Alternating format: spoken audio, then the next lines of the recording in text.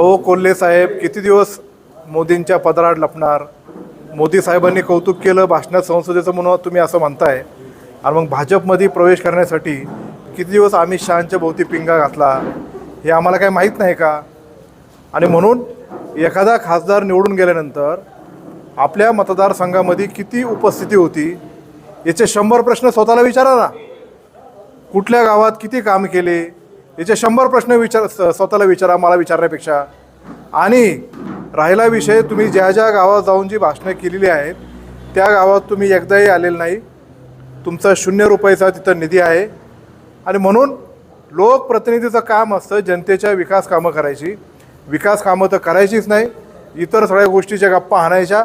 त्याला आता लोक भुलणार नाही. ही लोकांना बरेच बोलवण्याचं काम केले. लोकांना काम पाहिजे, लोकांना त्यांच्यामधला माणूस पाहिजे आणि त्यांच्या अडचणीला मदत करणारा धावून येणारा लोकप्रतिनिधी पाहिजे. म्हणून यंदाच्या वेळेस शिवाजीदादा आढळराव पाटील हे घड्याळाच्या चिन्हावर निवडून आल्याशिवाय राहणार नाही.